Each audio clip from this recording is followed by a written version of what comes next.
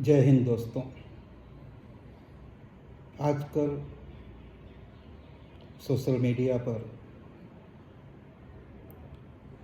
महात्मा गांधी के हत्यारे नाथूराम गोडसे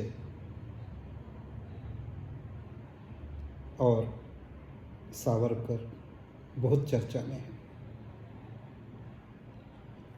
झूठों का अंबार लगा हुआ है। ऐसी स्थिति में मैं चाहता हूँ कि हम सावरकर के बारे में कुछ जानें।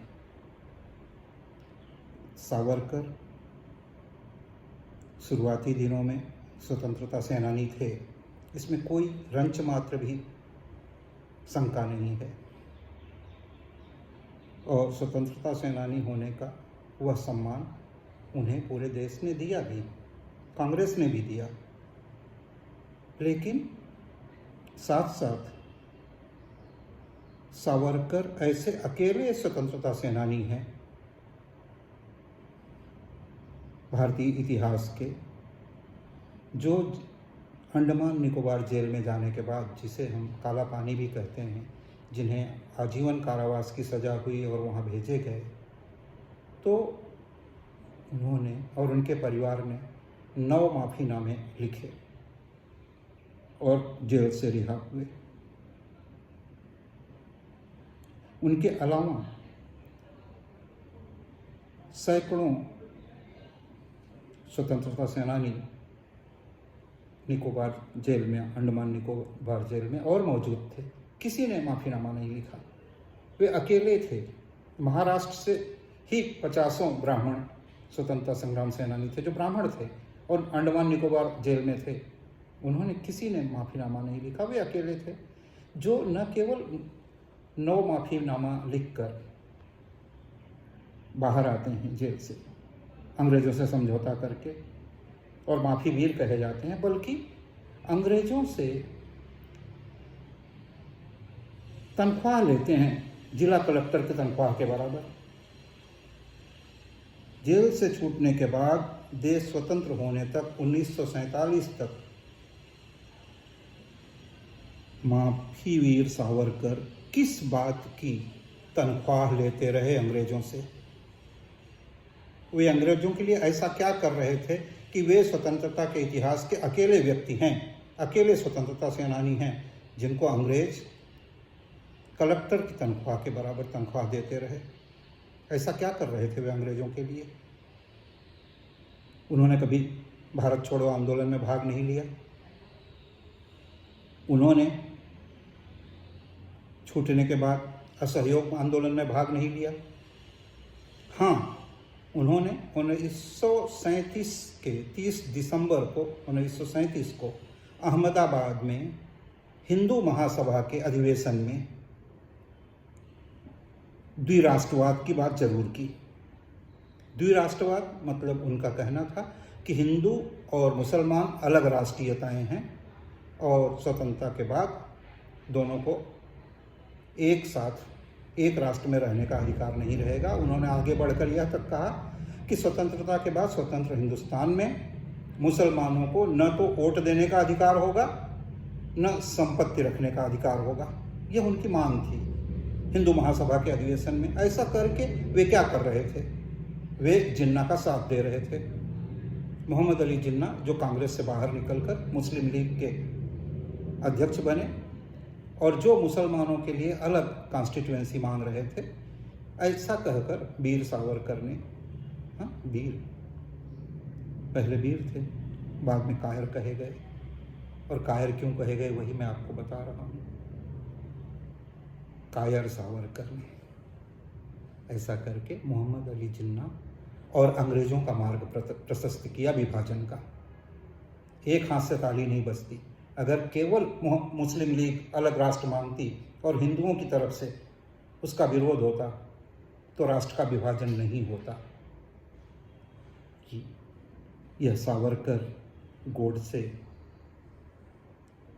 डॉक्टर श्यामा प्रसाद मुखर्जी जैसे लोग हैं जिन्होंने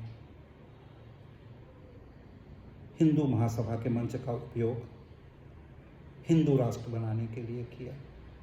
और जब हिंदू राष्ट्र आप बनाओगे तो निश्चित रूप से एक मुसलमान राष्ट्र खड़ा हो जाएगा, और यही भारत के विभाजन का कारण बना।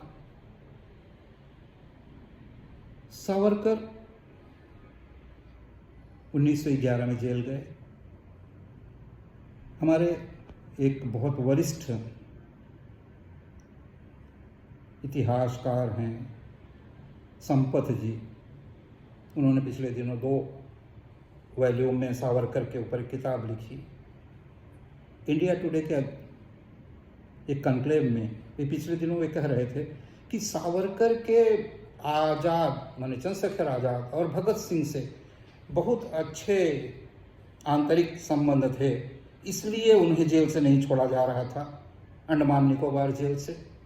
1911 में वे अंडमान निकोबार जेल जाते हैं मित्रों, और उस समय चंद्रशेखर आज़ाद की उम्र मात्र 5 वर्ष होती है। चंद्रशेखर आज़ाद 1906 में पैदा हुए और भगत सिंह 1907 में पैदा हुए।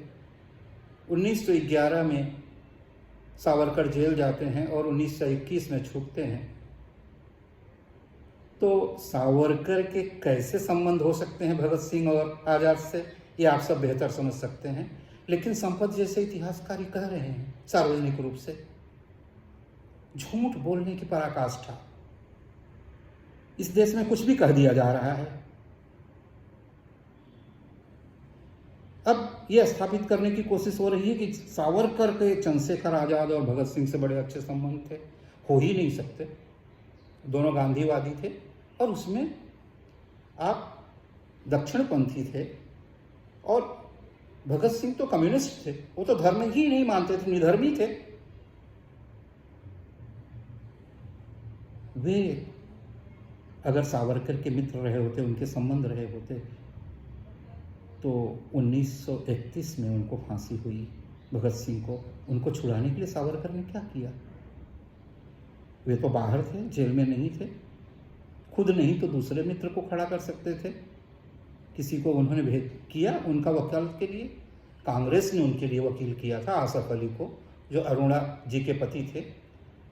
कांग्रेस अध्यक्ष पंडित मदन मोहन मालवीय मुकदमे की पैरवी कर रहे थे गांधी जी के कहने पर भगत सिंह की।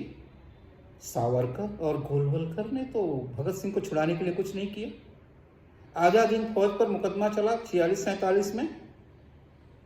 किस मुंह से सावरकर को मानने वाले लोग बात नाम लेते हैं? नेताजी सुभाष चंद्र बोस का।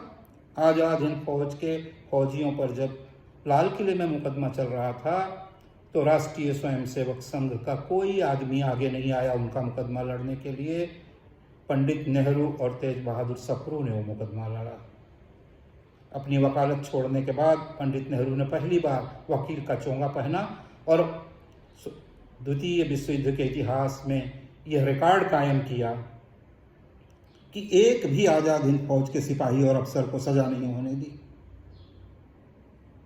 ये पंडित नेहरू थे। सावरकर जैसे कायर लोग तो अंग्रेजों की तनख्वाह पर जिंदा थे, उनके खिलाफ कैसे कुछ कर सकते थे? वो तो देश के विभाजन में लगे हुए थे। आरएसएस 1942 के आसपास देश में लोगों को, नवयुवकों को ब्रिटिश सेना में भर्ती करा रही थी ताकि वह बर्मा के बॉर्डर पर जाकर आजाद हिंद फौज से लड़ सकें। क्या यह देशद्रोह का काम था? नहीं था कि आजाद हिंद फौज के खिलाफ लड़ने के लिए आप युवकों को प्रोत्साहित कर रहे थे पूरे देश में कैंप लगाकर कि वे ब्रिटिश आर्मी में जाकर भर्ती हों। और जब 46-47 में आप भारत विभाजन का आरोप लगाते हैं कि उसके लिए जिम्मेदार कांग्रेस है, तो आप क्या कर रहे थे? आप भी तो थे, आरएसएस भी थी। हिंदू महासभा तो जिन्ना के साथ सरकार चला रही थी, बंगाल की, सिंध की और नॉर्थ ईस्ट प्रोविंस की, उनकी सरकार में थे। आप लोगों ने क्यों नहीं विरोध किया? आप कितनी बार जेल गए? आप में से कितने लोगों ने गोली खाई? ये झूठे लोग, झूठी बातें, सिर्फ हिंदू मुस्लिम देश पैदा करने के लिए। आपके पिताओं ने, प्रपिताओं ने क्या किया? आज जो लोग सावरकर की बात करते हैं वो बताएं कि उनके पितामह, उनके प्रपितामह ने क्या किया, दूसरों के बाप दादाओं ने क्या किया, उसकी आप चर्चा करते हैं। कभी अपने बाप दादाओं ने क्या किया उनको भी ढूंढ कर देखिए।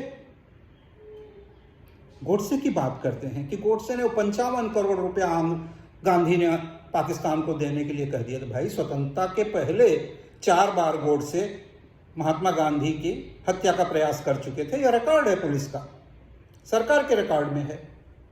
तब कहाँ 55 करोड़ देने की बात हुई थी। जब आप 4 बार महात्मा गांधी की हत्या का प्रयास कर रहे थे तब विभाजन कहाँ हुआ था। और बहुत अच्छी गोली चलाना जानते थे गोडसे, एक गोली किसी अंग्रेज पे भी चलाए होते। उनके खिलाफ तो एक पत्थर नहीं चलाया किसी सावरकर या गोडसे ने। कौन से देश की बात करते हो। कहा जाता है कि कोल्हू पे पेरना पड़ा सावरकर को। अरे भाई, उन्हें कोल्हू पेरना पड़ा तो क्या हमारे बाप दादों ने कोल्हू नहीं पेरा। हमारे दादा, मेरे दादा खुद स्वतंत्रता सेनानी थे, उन्होंने भी पेरा। आप देखिए जमनालाल बजाज उस समय देश के बड़े उद्योगपतियों में एक थे, उनकी तो फोटो है कोल्हू पेरते हुए जेलों में। कौन से स्वतंत्रता सेनानी को नहीं पेरनी पड़ी। तो इन्होंने पेरा तो बहुत बड़ी बात हो गई। उनके साथ अन्य ब्राह्मण भी, जैसे मैंने कहा कि महाराष्ट्र के ही अन्य ब्राह्मण 50 के करीब वहीं थे। बाकी स्वतंत्रता सेनानी तो थे ही, इनके ही नजदीक के लोग थे जेल में, उन्होंने भी कोल्हू पेरी। उन्होंने तो माफीनामा नहीं लिखा।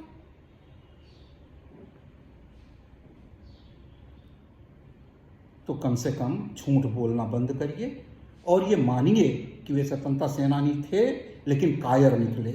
और जब कायर निकले तो उन्हें वीर सावरकर नहीं कहा जाएगा, उन्हें कायर सावरकर कहा जाएगा। गोडसे को हत्यारा कहा जाएगा। गोडसे को हम ये नहीं कहेंगे कि उन्होंने देश के लिए कुछ किया। सीधी सी बात है, देश के लिए करते तो देश उन्हें सम्मान देता। गोडसे देश के पहले आतंकवादी हैं, यह निश्चित है।